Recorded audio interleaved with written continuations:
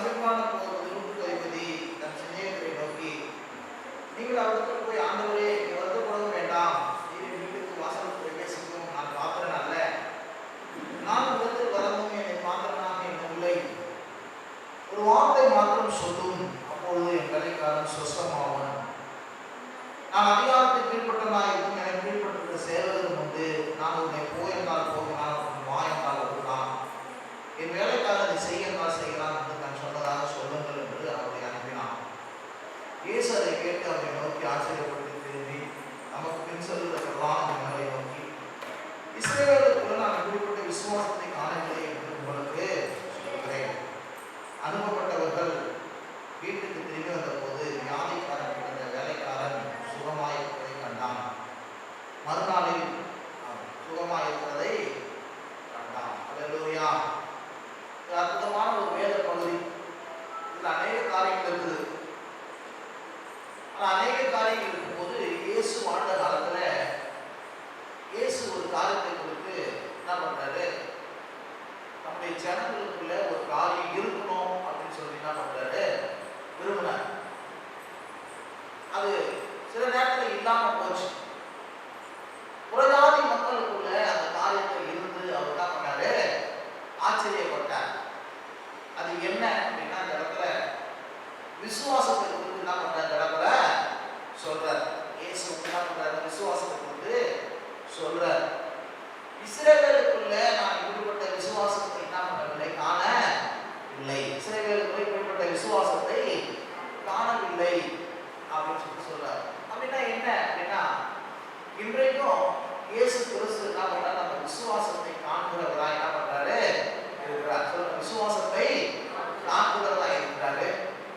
விசுவாசத்தை உடையவர்களாக நாம் இருக்க வேண்டும். இப்பேற்பட்ட ஒரு விசுவாசம், இப்பேற்பட்ட விசுவாசம்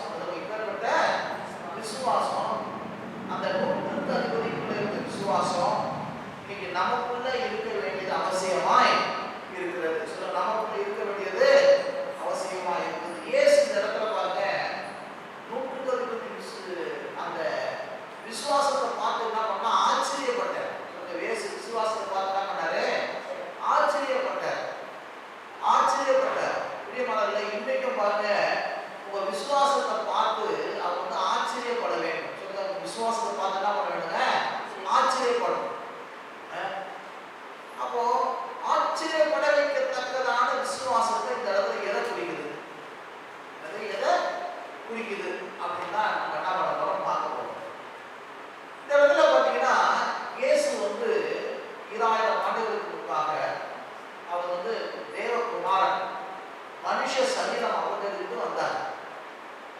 அவரை எல்லாரும் தொடணும், அவரை எல்லாரும் எங்கள் வீட்டுக்கு வரணும், அவரை நாங்கள் பார்க்கணும், அவர் வார்த்தை கேட்கணும், அவர் எல்லாரும் தொட்டு பார்த்து கண்டு எல்லாரும் செய்யணும் என்று நினைத்து கொண்டிருக்கிற வேலையில, இஸ்ரவேலுக்கு இப்படி பண்ணி கொண்டிருக்கிற வேலையில, புறஜாதியான அந்த நூற்றுக்கு அதிபதி அவர் தொடணும் விரும்பல, அவரை பார்க்கணும் விரும்பல, அவர் வரணும்னு சொல்லிட்டு என்ன பண்ண விரும்பவே இல்லை.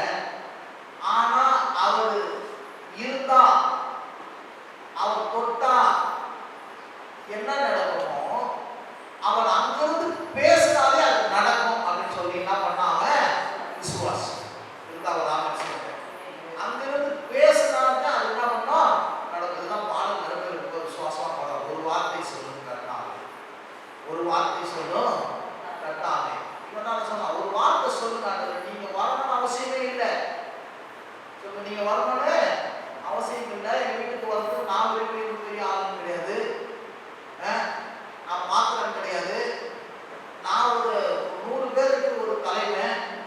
100 பேருக்கு தலைவனா நான் ஒவ்வொரு காரியத்துக்கும் ஒவ்வொரு இடத்துக்கு போய் நான் ஒரு காரியத்தை செய்யணும்னு அவசியம் கிடையாது. நான் இங்கிருந்து ஒரு கமெண்ட் பண்ணேன், இங்கிருந்து ஒரு கட்டளை கொடுத்தேன்னா அதை வந்து அவங்க வந்து என்ன பண்ணுவாங்க, செஞ்சு முடிச்சுக்குவாங்க. நீங்க வந்து இந்த உலகத்துக்கே அதிபதி. நீங்க சொன்னா இந்த கடலை கேட்கும், வானம் கேட்கும், மழை கேட்கும், பூமி கேட்கும், மனுஷர்கள் கேட்பாங்க, எல்லாமே கேட்கும். இயற்கைக்கு எல்லாமே உங்களுடைய வார்த்தைக்கு கீழ்பட்டதாய் இருக்கிறது. உங்களுடைய வார்த்தைகள் தான் வானம் உண்டானது, உங்களுடைய வார்த்தைகள் தான் பூமி உண்டானது. சர்வமும் ஒரு வார்த்தையினால தான் இயங்குது. நீ வார்த்தையின் தேவனா இருக்கிறீங்க. நீங்க எங்க வீட்டுக்கு வரணும் இல்லை, நீங்க போகணும்னு அவசியம் கிடையாது. நீங்க அங்கிருந்து ஒரு வார்த்தை சொன்னாலே வேலைக்காரன் என்ன பண்ணுவான்? சுகமாயிடுவான் அப்படின்னு சொன்னாரு பாருங்க. அதுதான் வந்து இயேசு ஆச்சரியப்பட வைக்கத்தக்கதான ஒரு பெரிய விசுவாசம். ஒரு ஆமென் சொல்லுங்க. எந்த காலகட்டத்தில் சொன்னா? இயேசுவே வீட்டுக்கு வான்னு சொல்லிட்டார். டீச்சர்கள்லாம் அதை ஒரு பெரிய ரெக்கமெண்ட் பண்றாங்க. இவன் ஆலயத்தை கட்டி கொடுத்தான், இவன் வந்து ரொம்ப நல்லவன், பேசுறது போலாம், என்ன அவன் நம்ம பார்த்தல ரெக்கமெண்ட் பண்றாங்க. சரி நம்மளும் போய் என்ன பண்ணலாம், பார்த்துக்கலாம் அப்படின்னு சொல்லி என்ன பண்றது? இயேசு சொல்றாரு பாருங்க. அவர் வாரான்னு சொல்றாங்க.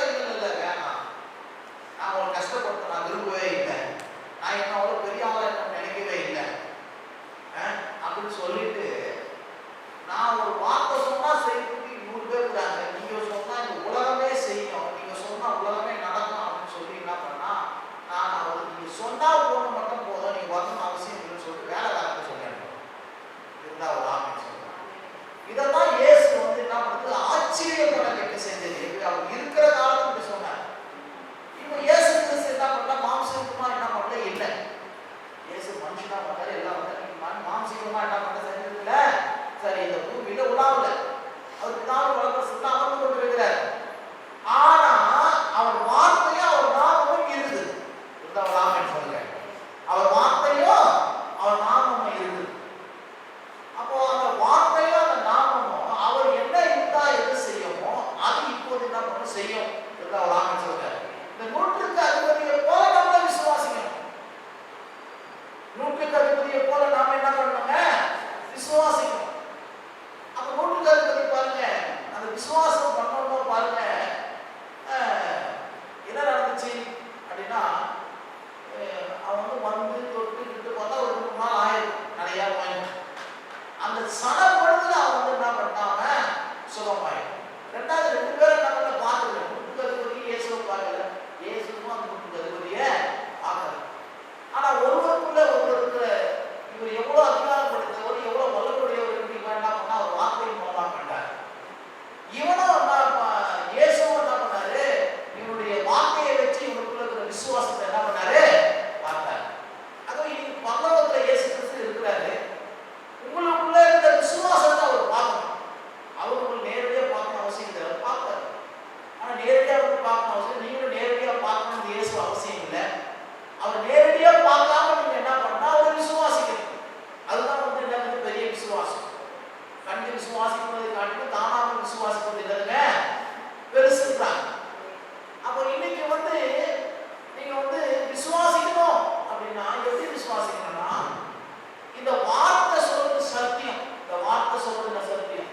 அவர் நம்ம என்ன பண்ணாரு? அவர் வார்த்தையின் தேவனா இருக்கிறார். வானம் பூமி அவர் வார்த்தையினால இயங்குகிறது, சர்வமும் அவர் வார்த்தையினால இயங்குது. அவர் வார்த்தையை அனுப்பி குணமாக்குறாரு, அவர் வார்த்தையை அனுப்பி என்ன பண்றாரு?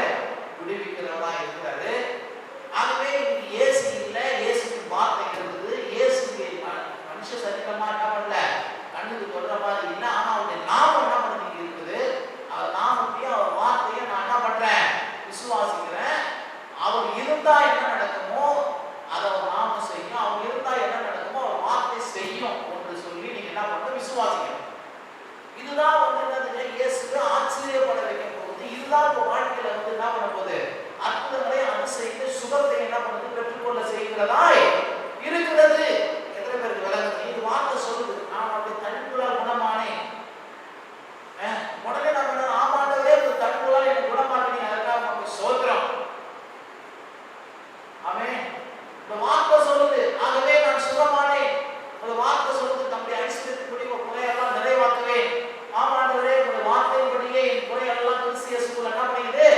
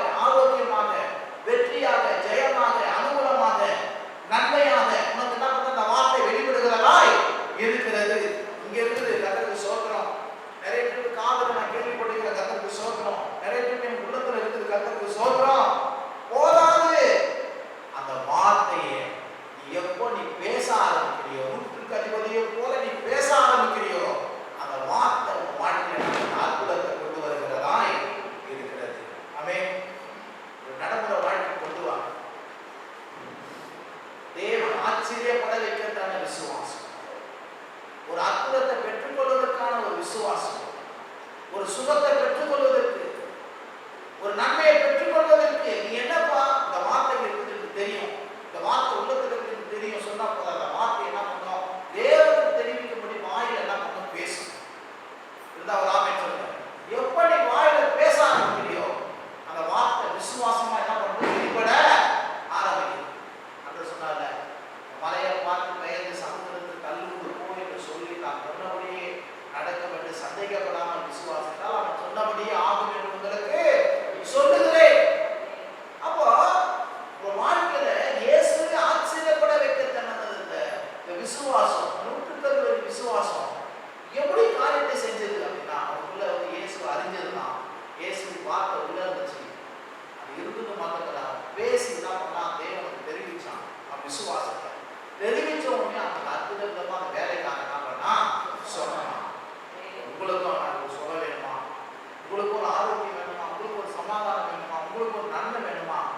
உங்களுக்கு ஒரு ஆசீர்வாதம் வேணுமா? உங்களுக்கு ஒரு அனுகூலம் வேணுமா? அப்படி என்ன பண்ணணும்? அந்த விசுவாசத்தை வந்து வெளிப்படுத்தணும். சொல்லுங்க, விசுவாசத்தை வெளிப்படுத்தணும். இந்த விசுவாசத்தை வெளிப்படுத்துறதுக்காக தான் வாய் வச்சிருக்கிறார். இந்த விசுவாசத்தை வெளிப்படுத்துறதுக்காக தான் இந்த வார்த்தை உங்களுக்குள்ள நம்ம போதிக்கணும். இந்த விசுவாசத்தை வெளிப்படுத்துறதுக்கு தான் இந்த வேதத்தை படிக்கணும். இந்த விசுவாசத்தை வெளிப்படுத்துறதுக்கு இந்த வார்த்தையை உள்ளத்துல என்ன பண்ண? சேமித்து வைக்க வேண்டும். இருந்தா ஒரு ஆமென் சொல்லுங்க. ஹல்லேலூயா.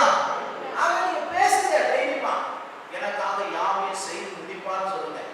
உடனே ஒரு காரியத்தை நீங்க செய்து முடிப்பதை நீங்க பாருங்க. இம்மட்டும் எனக்கு உதவி செய்தார், இனி எனக்கு உதவி செய்வான்னு சொல்லி பாருங்க. அவர் இனியும் உதவி செய்வதை உங்க கண்ணால் பார்க்க முடியும். நான் உன்னை விட்டு விலகவில்லை, உன் கைவிடல் என்று சொன்னீரே என்று சொல்லி பாருங்க. அவர் உங்களோடு கூட இருப்பதை என்ன பண்ணுங்க? நீங்க பார்ப்பீங்க. ஹல்லேலூயா. உனக்கு உருவாக்கப்படுகிற எந்த ஒரு ஆயுதம் வாய்க்காதே போகும் என்று சொல்லி பாருங்க. எத்தனை பேர் உங்களுக்கு பிரச்சனை பண்ணலாம்? வசனத்தை சொல்லணும், ஒரு ஆயுதமும் ஒரு பிரச்சனையும் ஒரு எதிர்ப்பும் வாய்க்காத போதும். கண்ணால் என்ன பண்ணுவேன்? ஒரு வழியா வந்தால் 7 வழியா புறப்பட்டு போவான்னு சொல்லி பாருங்க. வந்து உங்களை எல்லாம் என்ன பண்ணுவாங்க? பின்னிட்டு திரும்பி போதலாம். ஹல்லேலூயா. வாரத்தின் பலகையை திறப்பார், இடங்கொள்ளாமல் போகப்பட்டு ஆசீர்வாதத்தை வருஷிக்க பண்ணுவார்னு சொல்லி பாருங்க. கர்த்தர் வானத்தை திறக்கி ஆசீர்வாதத்தை வருஷிக்க பண்ண முடியும். இப்ப பாத்திரம், என் பாத்திரம் நிரம்பி வழின்னு சொல்லி பாருங்க. என் பாத்திரம் நிரம்பி வழி. என்ன சொல்லுங்க? என் பாத்திரம் நிரம்பி வழி. என் ஆலய திராட்சை ரசம் புரண்டோட. என் பாத்திரம், என் பாத்திரம், என்னுடைய அக்கௌண்ட், என் பேங்க் பேலன்ஸ் நிரம்பி வழி. என் பாத்திரம் நிரம்பி வழி. வீட்டில் இருக்கிற ஸ்டோர் ஹவுஸ் எல்லாம் அரிசி, பருப்பு, எண்ணெய் இதெல்லாம் நிரம்பி வழி. என் பர்சுல பணம் நிரம்பி வழி. வேதம் சொல்லுகிறது என் பாத்திரம் நிரம்பி வழி. சொல்லுங்க, என் பாத்திரம் நிரம்பி வழி. என் பாத்திரம் நிரம்பி வழி. எனக்கு ஒரு நன்மையும் குறைக்கூடாது. பணம் குறைக்கூடாது, சுகம் குறைக்கூடாது, அரிசி பருப்பு குறைக்கூடாது, வேலை குறைக்கூடாது. இயேசுவின் நாமத்தில் ஆமென். கரங்களை கட்ட நாமத்தில் வைப்போம். ஹல்லேலூயா. இதுதான் விசுவாசம். இந்த விசுவாசத்துக்கு தான் தேவன் என்ன பண்றார்? பதில் தருகிறவராக இருக்கிறார். வாயிலிருந்து விசுவாசம் கிடையாது. விசுவாசம் வந்து எப்போதுமே பேசும். விசுவாசம் எப்போதுமே என்ன பண்ணுங்க? பவுல் சொல்றார், விசுவாசித்தேன் ஆகையால் பேசினேன். விசுவாசம் எப்போதும் பேசும். பேசி பேசி பேசியே தேவனுக்கு வானத்தை பூமியை படைச்சாரோ, நீங்க பேசி பேசி பேசி என்ன பண்ண? உங்க குடும்பத்தை அழகாக்குங்க, உங்க பிள்ளைகளுக்கு வாழ்க்கையை அழகாக்குங்க, உங்களை சுற்றி இருக்கிற காரியங்களை அழகாக்குங்க. இந்த ஆமென் சொல்லுங்க. நான் சொல்றேன், சீக்கிரமா அந்த பேக்ரவுண்ட் ஒழுங்கா பண்ணுவோம், நல்ல ஏசி போடுவோம், நல்ல கேமரா வாங்குவோம், நல்ல மானிட்டர் வாங்குவோம், நல்ல போர்டு செய்வோம், நல்ல பின்னாடி ஒரு அழகா வந்து என்ன பண்ணுவோம்? சண்டே கிளாஸ் ஒரு ஷெட்டை உருவாக்குவோம், ஒரு ஜென்செட்டை கரெக்டாக வாங்கி தருவாங்க. பேசிட்டே தொடர்ச்சியா பேசும். இந்த ஒரு ஆமென் சொல்லுங்க. இது ஒரு சர்வீஸ் 2 சர்வீஸை வைப்பார். கிளை சபையில நிறுவனத்துக்கு கரெக்டாக என்ன பண்ணுவாரு? உதவி செய்வார். சொல்லிட்டே இருக்கிறோம் பாரு. என்னது நமக்கு வந்து இன்னும் டெக்னிக்கலா வேலை செய்யறதுக்கு கரெக்டாக அனைவரை என்ன பண்ணுவாரு? எழுப்புவார். மியூசிக் வாசிக்கிறதுக்கு கரெக்டாக என்ன பண்ணுவாரு? எழுப்புவார். உடல் வேலையாட்களை கரெக்டாக என்ன பண்ணுவாரு?